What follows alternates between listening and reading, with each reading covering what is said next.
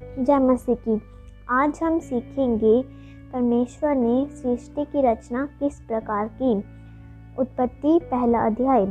आदि में परमेश्वर ने आकाश और पृथ्वी की सृष्टि की। पृथ्वी बेडौल और सुनसान पड़ी थी और गहरे जल के ऊपर अंधेरा था तथा परमेश्वर का आत्मा जल के ऊपर मंडराता था।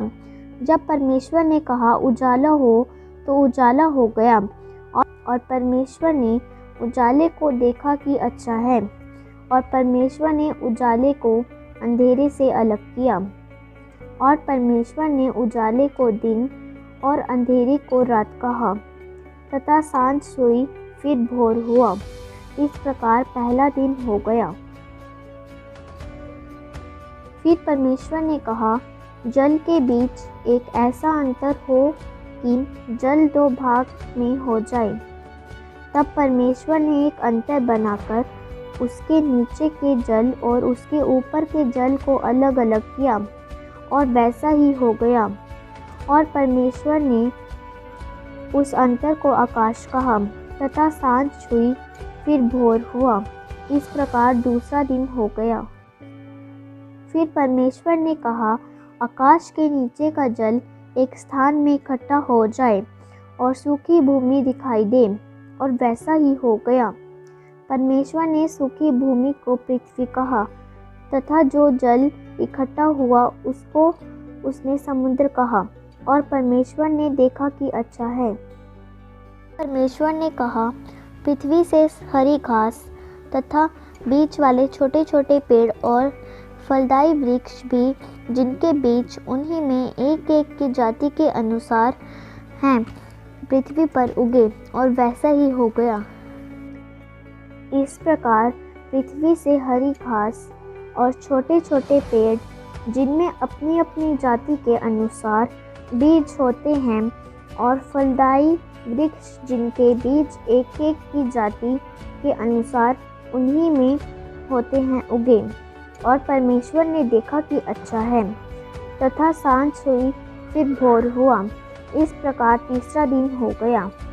फिर परमेश्वर ने कहा, दिन को रात से अलग करने के लिए आकाश के अंतर में ज्योतियाँ हो, और वह चिन्हों और नियमित समयों और दिन और वर्षों के कारण हो, और वह ज्योतियाँ आकाश के अंतर में पृथ्वी पर प्रकाश देने वाली भी ठहरे, और वैसा ही हो गया।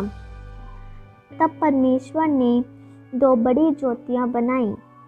उनमें से बड़ी ज्योति को दिन पर प्रभुता करने के लिए, और छोटी ज्योति को रात पर प्रभुता करने के लिए बनाया, और तारागण को भी बनाया। परमेश्वर ने उसको आकाश के अंतर में इसलिए रखा कि वह पृथ्वी पर प्रकाश दे, तथा दिन और रात पर प्रभुता करे, और उजाले को अंधेरे से अलग करे। और परमेश्वर ने देखा कि अच्छा है। तथा सांझ हुई, फिर भोर हुआ। इस प्रकार चौथा दिन हो गया।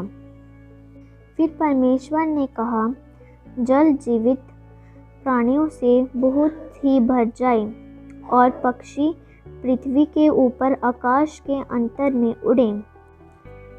इसलिए परमेश्वर ने जाति जाति के बड़े बड़े जल जंतुओं की और उन सब जीवित प्राणियों की भी सृष्टि की, जो चलते फिरते हैं, जिनसे जल बहुत ही भर गया, और एक एक जाति के उड़ने वाले की भी सृष्टि की।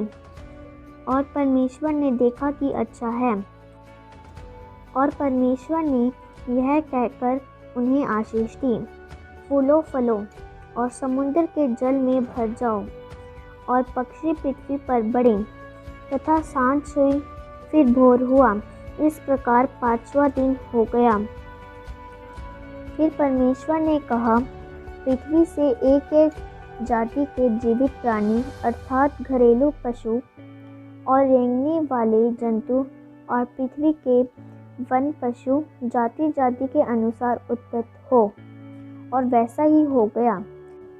इस प्रकार परमेश्वर ने पृथ्वी के जाति जाति के वन पशुओं को और जाति जाति के घरेलू पशुओं को और जाति जाति के भूमि पर सब रेंगने वाले जंतुओं को बनाया।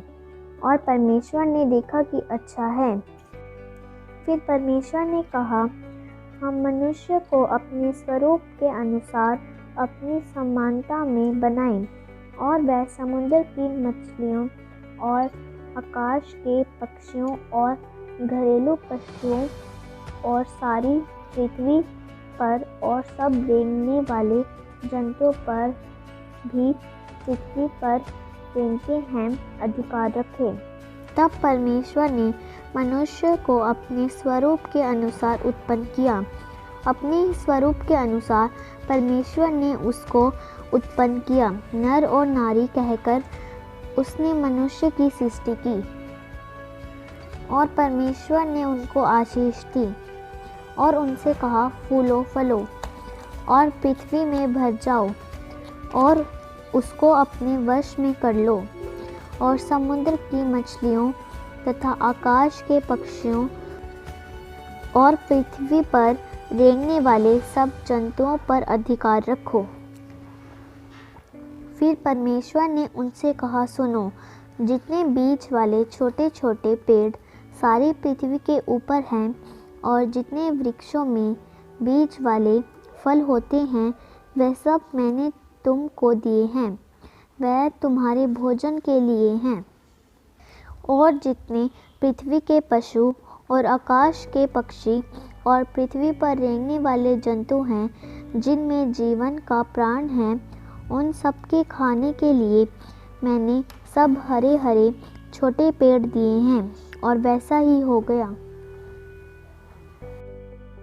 तब परमेश्वर ने जो कुछ बनाया था सबको देखा, तो क्या देखा कि वह बहुत ही अच्छा है। तथा सांझ हुई, फिर भोर हुआ। इस प्रकार छठवां दिन हो गया।